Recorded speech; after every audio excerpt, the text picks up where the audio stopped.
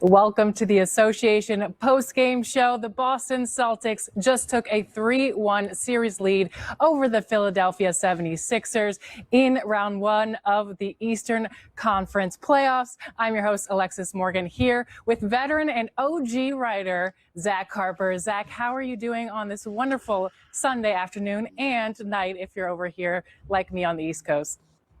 I'm doing better than the Philadelphia 76ers did today, but I'm doing great. We're really enjoying the playoffs so far. It's been a great week or so of games, and I'm ready for more.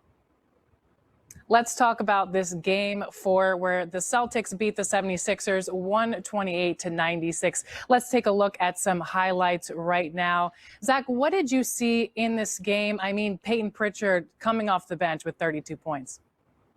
Yeah, he was phenomenal. I mean, he really set a tone when he came into the game. It was a little sloppy on both sides. Not too sloppy for the Celtics, but you could see they're kind of feeling out like, all right, how are we going to attack a Sixers team that now has Embiid back? And then he came in, he was just like, I'm going to shoot the ball. Like, whatever you guys are going to do, I'm going to shoot the ball.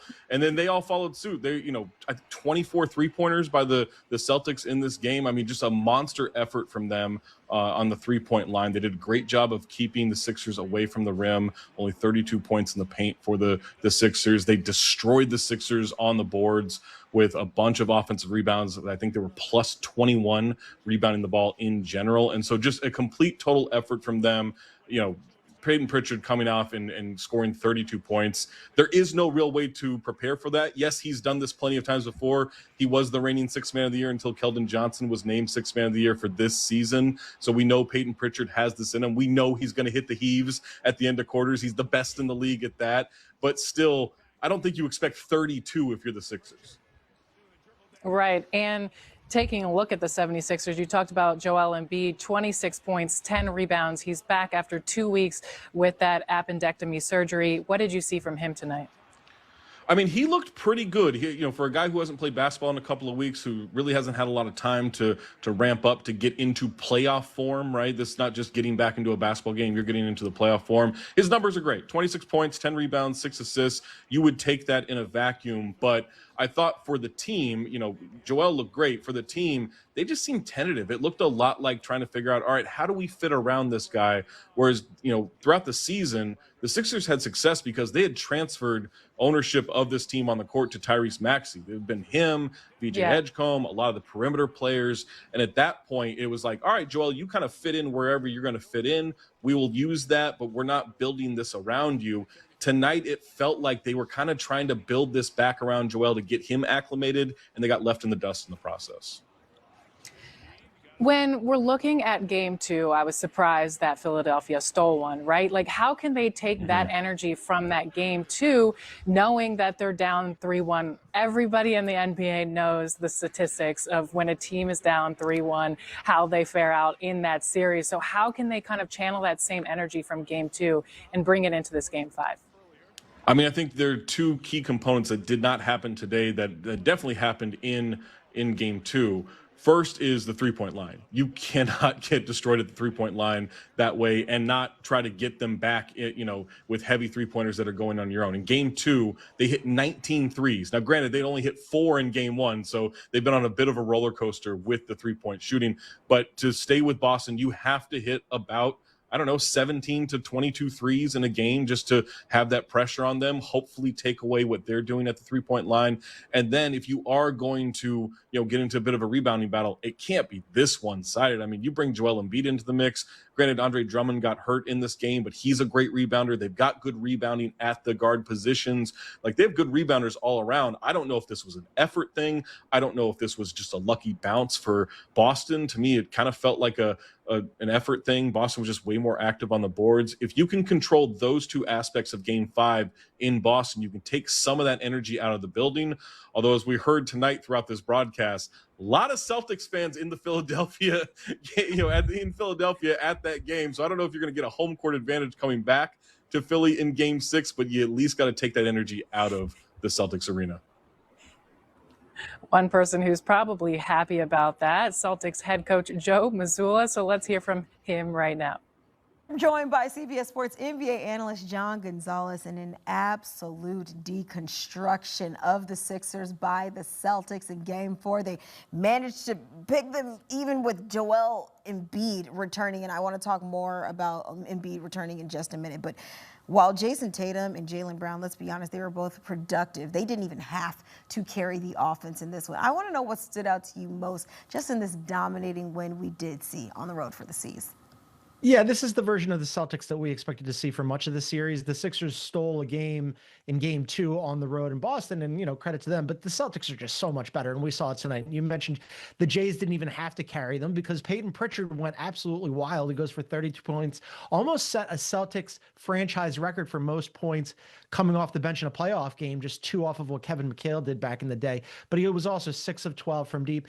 And the Celtics have had a theory of the case, Kiana, for a while now, and that is they're going to take more threes and make more threes than the opposition. Some nights they don't fall, then they're gettable. Tonight they fell. They took 53 three-point attempts and made 24. The Sixers couldn't come anywhere close to that, right? They took 30 and only made 9. It was sort of reminiscent of Game 1 when they only made 4. And I kind of like, on the one hand, I think, well, the Sixers can't really keep up with that. On the other hand, I think, what were the Sixers thinking not taking more threes earlier in this game before it got out of hand? Because you knew what the Celtics were doing. You saw how hot Payton Pritchard was. And before you knew it, they tipped the ball, Kiana, and the game was over. It literally was from the start of this game, and the Boston didn't look back at any point. You would think we would see a little bit of a different play, a different juice from Philly because Joel Embiid making his return. And let's be honest, he did look strong in stretches and still got you 26, 10, and 6. But do you think his return actually changed the flow enough for Philly, or did Boston just adjust too quickly? I mean, it didn't matter that he was out there. It was great to see him out there, and he played 34 minutes, and that was way more than I think anybody anticipated that he would be out there. I thought he would have been on a minutes restriction, maybe 20 to 25 minutes. Don't forget that he's only 17 days removed from having his appendix out, but he looked fantastic. He wasn't the problem tonight. It was just that the Celtics absolutely swarmed the Sixers and overwhelmed them. It was so bad, Kiana. So I take notes, right?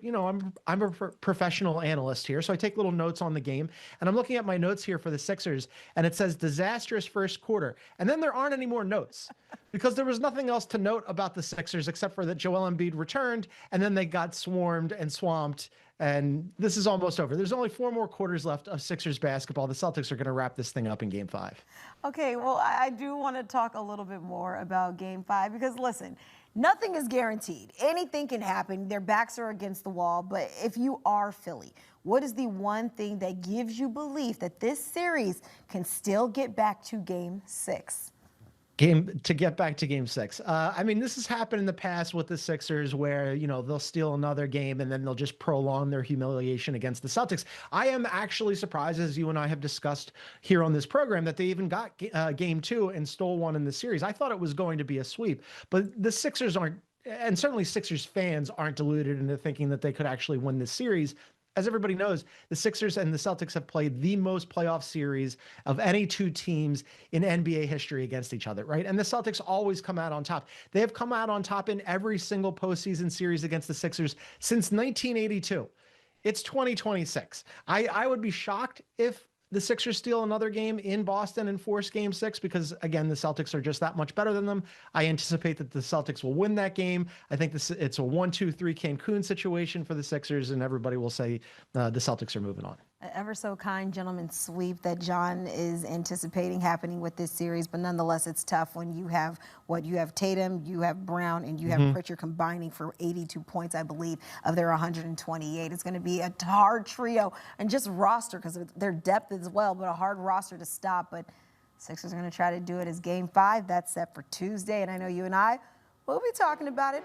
We'll see how everything takes shape. Thank you so much, John Gonzalez, as always, taking a look at the largest road win in Celtics playoff history. This game, their 32-point victory, is tied for the longest. And we remember back in 2010 against the Cavaliers, they had another masterful performance against the Pistons back in 1991. And now Boston just 1 win away from sending Philly home, and they're on to the next. This little light.